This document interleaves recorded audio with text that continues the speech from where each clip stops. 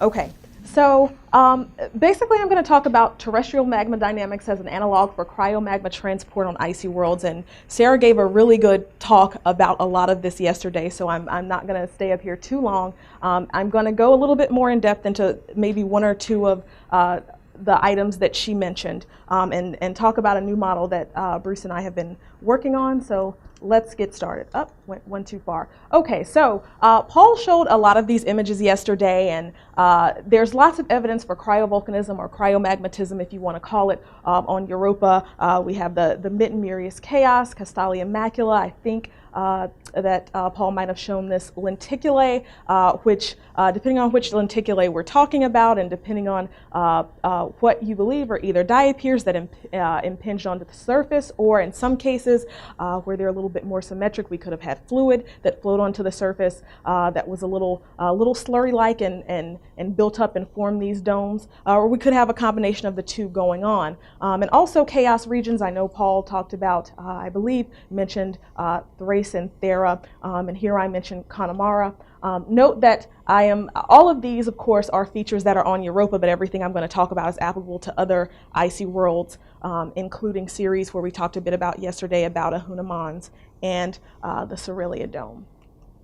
All right, so volcanism on the terrestrial planets. It's frequent, it's multifaceted, and what makes it that way? In addition to silicate magmas being positively buoyant, what we have is a separation between the solidus and the liquidus when we're looking at silicate magmas, and that allows us to have a melt zone of a zone of partial melt, which Bruce and I like to call a mush zone. And so these couple of 100 degrees that separate the solidus and liquidus allow us to have fluids that are pushed to the surface that may have some crystal content. They don't have to be 100% liquid to make it to the surface to erupt as lavas. Also, silicate magmas, as we know, move adiabatically to the surface, not isothermally, but adiabatically. So we know that temperatures do change, but all heat is left in the system. And in that case, we have, with temperatures changing, but with losing no heat out of the system, then you have magmas that are warming as they want to move to the surface. And so this is a picture, I believe, from my 2014 paper, and this is an image that Sarah showed yesterday, just showing the difference between silicate magmas. Again, here's your mush zone, it's moving adiabatically, and just a water solution that wants to move to the surface. As you know, at below 273, it's going to be frozen. At 273 and above, you're going to have a liquid, and so there's really no separation between the solidus and liquidus, and so there's no mush zone of partial melt, and so this is kind of what makes it difficult to get these fluids to the surface, especially if they are just pure water. And so how can we fix this? How can we fix this mush zone? This was talked about a bit, and those of us who are from the East Coast are used to seeing this type of thing quite a bit. And what do? We just like we put brine on the road to de-ice it. If you pump brines and other low eutectic contaminants into your water, what you have is a situation where you may have a small mush zone that's created because, again, you have the solidus and liquidus that are not on the same line, not on the same temperature corridor anymore, and then you have these freezing point depressants that kind of insulate the brine a little bit as it goes to the surface. And so we've looked at that. We know that there are features on a lot of these surfaces that could be cryovolcanically in place. We've got the brines in. And what about the buoyancy problem? Has that been solved? I'm not sure. I don't know if most of us are sure, but it looks positive. And so we'll start with this bullet here. We know if we have volatile exsolution, we can have fluids that are brought to the surface in vapor sprays. I think Sarah showed these yesterday. If we have a localized fluid reservoir at shallow crustal levels on any of these bodies, and it experiences an excess pressure, either because it begins to freeze, and we know that ice is going to take up more space than any aqueous solution, so we're going to have fluids pumped to the surface, or in the case of bodies like Europa and Enceladus, where we might have tidal pumping that kind of pinches these fluid reservoirs and kind of allows fluids to be effused onto the surface. So that's one way to overcome the negative buoyancy. Another way that I'm not sure how much we've thought about it in this community is if we consider that the ice crust is formed by the freezing of the ocean from the top down, that we could have concentrated brine pockets and impurities at different locations in the crust. And when we look at sea ice and we see sea ice freezing, a lot of times this is what happens. So there may be certain locations in the ice shell, if there are concentrations in brines or concentrations in salts, where the ice shell is more dense, just certain locations. I'm not necessarily saying the whole ice shell, but I don't think that 100% pure ice shell is what we're thinking about with some of these bodies. Okay, so we've looked at the buoyancy problem. We've looked at getting brines to the surface and pumping the temperature, giving us low eutectic contaminants that pump the freezing temperature down. And so this is all well and good for icy bodies. And so let's go back to Earth and other terrestrial bodies and kind of consider the magma transport mechanisms that we're familiar with. And we've mentioned a lot of these for bodies like Europa, Enceladus, and Ceres. So first off is diapirs. And we love diapirs, and the reason being is they are very efficient at holding on to heat. They have very small surface area to volume ratios in most cases. They are modeled as spheres. That's not perfect, but we're physics majors sometimes, and that makes our calculations easier. So we model them as spheres, and so again, they have this very slow cooling. They hold on to heat very efficiently. And the issue with diapirs, though, although they hold on to heat very efficiently, is that terrestrial diapirs have these very small rise speeds between 10 to the -9 and 10 to the -6 meters per second. And we know this from just petrological grounds going out into the field, looking at plutons and looking at the rate at which they are able to incorporate xenoliths. And it looks like that these are the speeds that they would have had to have moved to incorporate those bodies. And so 10 to the -6 is being very nice about it. Usually they don't get anywhere near that traveling that fast, but between 10 to the -9 and 10 to the -6. And this is dependent upon, these rise speeds are dependent upon the lithospheric path that they travel. Is this path brittle or is it ductile? And we'll kind of get into those ascent paths in a minute. And again, these slow rise speeds inhibit successful ascent of these diapirs to the surface, so any melt that's in them, there's a chance that it's going to cool and stall before it's ever able to make it. And so next we have dikes, or elastic fractures. And so they have very large surface area to volume ratios. Their lengths are a lot of times maybe 1,000 times their width. And because they have these large surface area to volume ratios, they undergo quite fast cooling. And in order to make it to the surface with this very fast cooling, they have to have very high propagation speeds on Earth, between 10 to the -3 and on the order of 1 meters per second. And so this is really interesting. They're very reliable, but they cool really quickly. And so that's what we're thinking about with diapirs.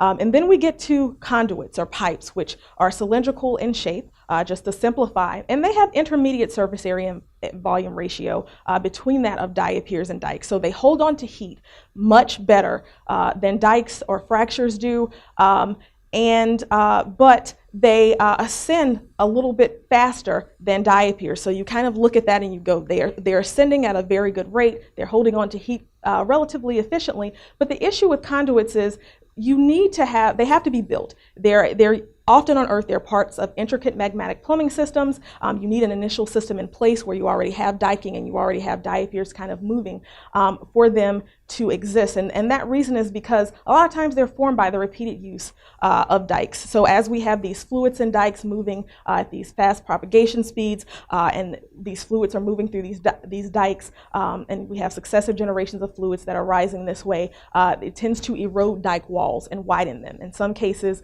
we have flow that's concentrated in different parts of the dikes and breaks the walls off, and that's how we get these conduits. And so these are really interesting. We like these transport mechanisms. They're what we're used to, but will they operate on Europa, Ceres, and other icy bodies? And so Bruce and I considered this in our 2016 paper. What we found, just to just to kind of review, and this is a case for Europa, but again, these results can be applied to other icy bodies. So what we considered here was we considered that we had a thick shell, we had a brittle layer and a convecting sublayer. The brittle layer was about 10 to 11 kilometers thick, and we have this thermal gradient here, and we started these bodies up at the base of the stagnant lid and tried to trace them as they moved to the surface, just tracing them thermally. And so we found that fluids moving in dikes and conduits could arrive at the surface depending on their speeds at temperatures greater than or equal to 250 kelvins. If we remember from the previous slide, dikes and conduits, the propagation speed is pretty high, so that's why these temperatures are so high. But diapirs that may be formed from the base of the stagnant lid, maybe coming from the convective sublayer, they have to travel at speeds greater than 10 to the negative 8 meters per second to bring fluids to Europa's near surface at temperatures between 200 kelvins and 264 kelvins. And I think that Sarah mentioned yesterday that, one thought is perhaps diapirs can entrain low eutectic contaminants. Perhaps they could entrain brines. That would be great if they could, and that would definitely help here with these temperatures between 200 and 264 kelvins. But one thing that I just want you to remember again is this greater than 10 to the negative 8 meters per second, because this is the rise speed that we're going to be chasing for the rest of this presentation. So with this in mind and being able to chase how fast these diapirs would have to move to bring partial melt to Europa's near surface, we've kind of looked at models for bringing diapirs to the surface and how they move through the lithosphere. And so these new models consider the drag that's produced on diapirs as they move through their lithospheric path, and so this drag is produced by the adjacent, in the case of icy bodies, wall ice as they ascend through the stagnant lid in the case of Europa. And so one important thing that we've learned from looking at diapirs on Earth is that the drag on the diapir is dependent upon the viscosity of the wall rock, or in this case, the wall ice that's adjacent to it. Not necessarily dependent on the shape of the diapir too much or of the viscosity of the diapir too much, but just the viscosity at the contact. And so the maximum ascent viscosity and ascent distance in the shell is determined, of course, by the diapir's capacity to melt the adjacent wall ice on the way to the surface. And so we've looked at two models, the shear flow model and the repeated ascent model. And so we'll get into these. And here's an image from a cartoon from one of Bruce's older papers that kind of looks at the shear flow model. And so diapirs lose heat by convection to warmer, the more ductile ice at the interface. So here's the interface, and by conduction to brittle adjacent wall ice. So at the interface, we have this effective viscosity between the diapir and between this ductile ice that's closer to it. Here we go. Here's the brittle ice that's a little bit farther away. And so we know that diapirs traveled encased in a thermal boundary layer, and here we've called that thickness D prime. We have a shear zone that is ductile, that's some fraction of the thermal boundary layer that is here, and it's usually 10 to 20% in terrestrial circumstances. The shear zone is about 10 to 20% of the size of the thermal boundary layer.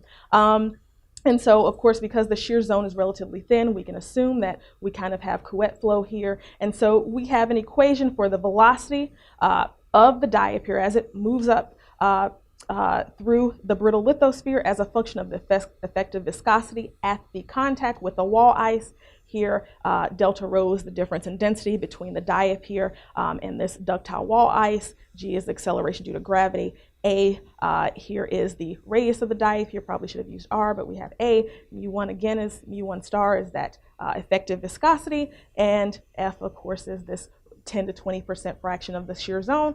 And the PE is the Peckley number, which is just a ratio of heat that's carried away by fluid motion to heat that's conducted away to the wall ice. So what do we get when we plot this? Warning, this is a very busy kind of infograph where we have ascent velocity as a function of effective viscosity for all different sizes of diapirs, and as we get to the bottom, these are unrealistic. But if we hone in on diapirs that have radii between 1 and 5 kilometers, and we kind of make a box here, we can see that with the 1 and 5 kilometers, as these diapirs are moving through unpreheated lithospheric ice with the shear flow model, that they have with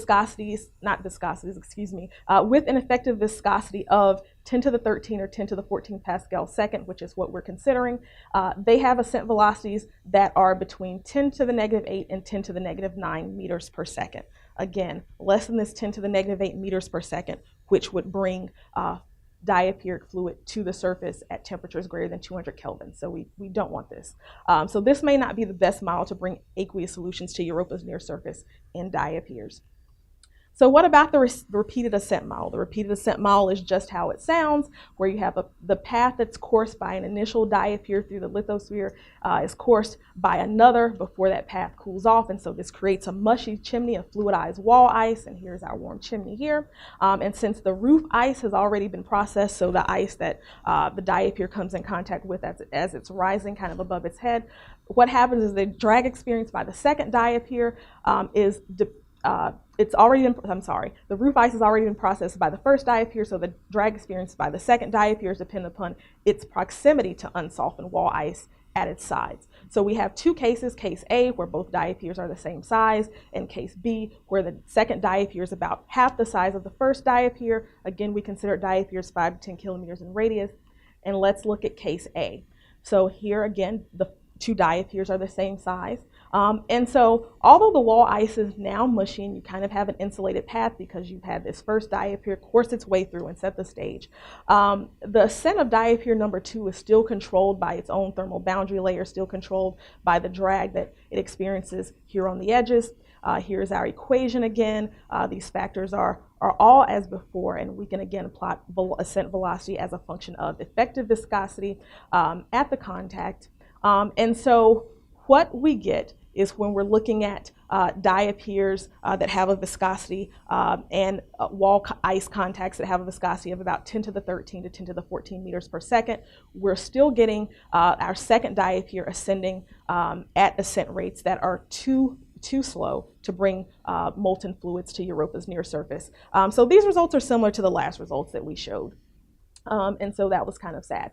But there's still case B to look at. And so here we assume an initial diapir that has a radius of 10 kilometers. The second diapir is about half that size. And so the interesting thing here is there's going to be less of a wall effect, as you can probably imagine, for the smaller diapir. And so the smaller diapir not only has a mushy wall ice path, it also has insulation from the heat left over by the previous diapirs. It has insulation from its own thermal halo. And so this is a little bit more of a hopeful situation in keeping this diapir warm. And so here's our equation where this is the velocity of the first diapir relative to, the velocity of the second diapir relative to the velocity of the first diapir. Radius of diapir 2, radius of diapir 1, and K here is the drag factor. And so K is dependent on the size of the second diapir with respect to the first diapir and its interaction with the wall. If the first diapir is a lot bigger than the second diapir, K is about equal to 1. Since here it's only twice its size, K is about 3.5. And so we're able to take this and we're able to plot the viscosity, ascent velocity as a function of effective viscosity, and what we find here is something that's a little bit more hopeful, and we're finding that the second diapir here in this case will ascend a little bit faster because that larger diapir has coursed the path for it already at a speed of on the order of 10 to the negative 7 meters per second. So that's very hopeful. That ascent speed again is greater than the 10 to the negative 8, which is what we care about. We'll be able to get fluids to the surface between 200 and 264 kelvins. On Earth, we know that diapirs that travel preheated ascent paths and are smaller than the first couple of generations of diapirs that travel that path are estimated to move 25 times faster than their predecessors if they are twice as small. And so that's something to think about here when we're considering bringing melts to these icy bodies. And so what are the implications here? So the implications are that diapirs, when we look at these bodies, are most likely to bring warm aqueous solution to the surface if they're ascending paths that have been coursed by previous diapirs that are approximately twice their size. I've simplified it here, and we've only had 2 diapirs. We had diapir number 1, diapir number 2. In nature, that's usually not how it works. You have hundreds of thousands of years where you have lots of diapirs coursing through before you're able to get these nice results of diapirs traveling at about 10 to the negative 7 meters per second.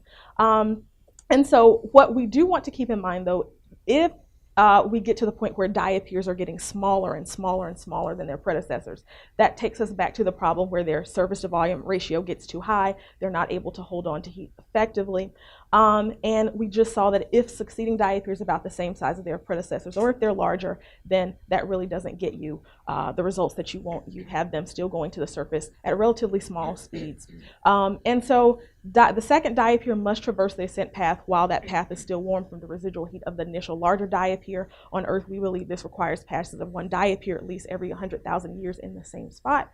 And so this suggests that aqueous solutions brought to the surfaces of Europa and other icy moons by diapirism may have ascended a molten pathway that's been in use for generations. And so does this mean that features that are formed by diapirism or formed by the action of diapirs sit atop a column of warm material, warm slushy material? That may be what it means. And so here are our conclusions. Some things that we talked about earlier, the inclusion of salts and other low eutectic impurities will enable the formation of a mush zone, allowing these fluids to get to the surface.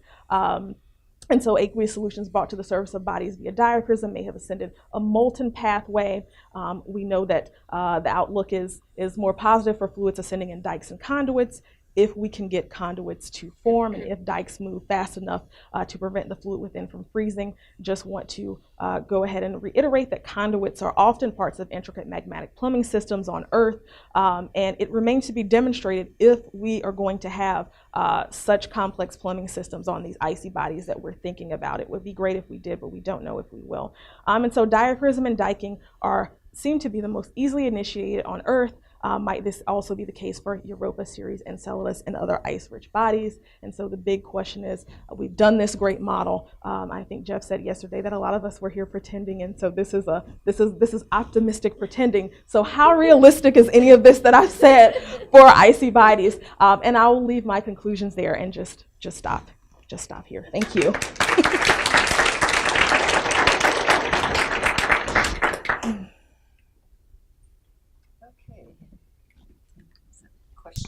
Do you want me to get it?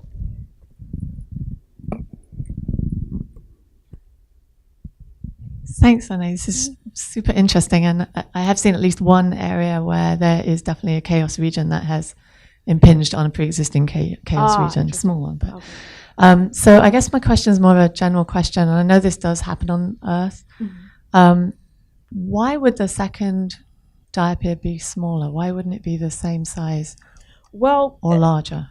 Well, okay. So, and that's something that needs to be thought about. So, of course, when we get this kind of flow and we get this convection, we expect the diapirs to be about the same size. I actually, to be honest, have not thought about how you would get a diapir that would be that much smaller. I know that we see plutons of different sizes.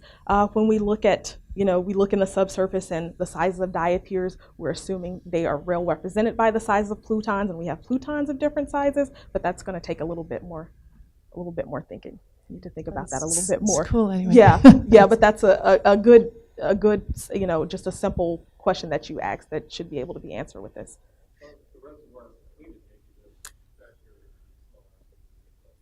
Maybe so. Less internal heating, less fluids. Thanks, really interesting. Do you have an estimate of what the sort of melt fraction would typically be in one of these reused paths? I do not have an estimate of that. So this is something that I started a couple of years ago and we're just getting back on, so don't yet have an estimate of that. I guess the follow-up is, why wouldn't the melt drain? If it's really a connected melt path all the way to the bottom. Yeah, why wouldn't it drain back down? That's definitely, and especially if it's going to incorporate some of these low eutectic things, you would think it might become a little bit more dense and drain. It's a good question.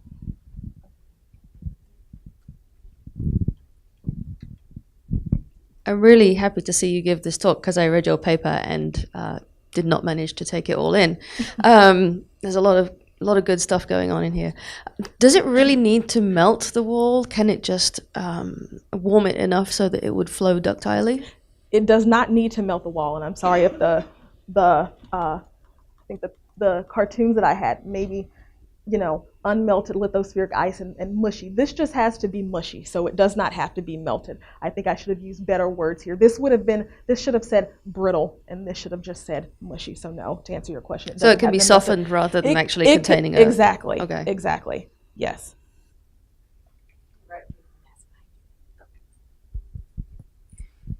So we see fields of lenticulae on Europa. Do you see lenticulae within lenticulae? I mean, I've seen salt domes where there's, or salt diapirs where there's, one dome within another. But have you seen that on Europa? I don't think we've seen that on Europa. That question makes me think of situations like this, where you have a lenticulate and then you have something that's low albedo around it, and how did that get here? Is it a moat by flexure? Is it fluid that just came to the surface? What happened? So I don't think we see exactly what you're talking about, but I'm sure as on Earth we get nested diapirs with salt diapirs, and that's where that comes from sometime. So that would be an interesting thing to look for. Yeah.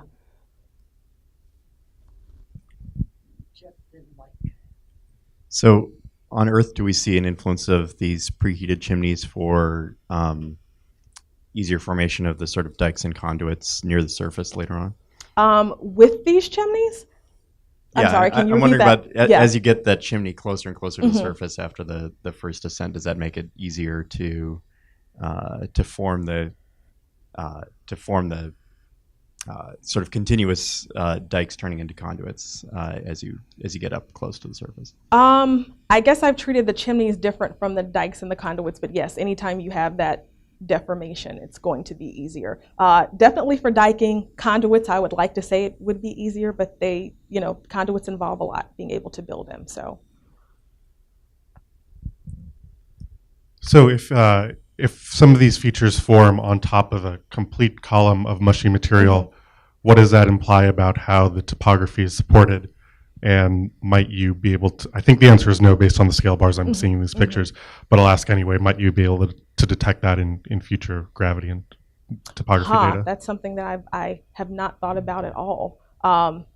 It would be great if we could. I don't know if anyone has any insight on whether or not we should be able to detect that, or what resolutions we would Well, a need. follow-up question Yeah. is what's the biggest one of these features that might form that way? 10 kilometers, I don't think you'd be able to So say. the biggest one of these features is probably Murius chaos that may have formed that way. So the mitten. So the mitten is, I don't want to say that the wrong thing. I think it's about, is it about 25 kilometers? No, about 50 kilometers, 50 to 75 kilometers across, depending on which where you want to draw the line at that measures the diameter. Maybe about 75, I think.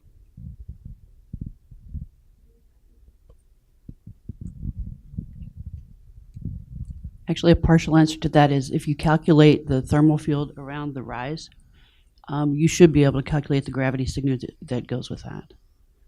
And it's getting much easier to calculate the thermal field. I'd like to talk to them about that at some point. Yeah.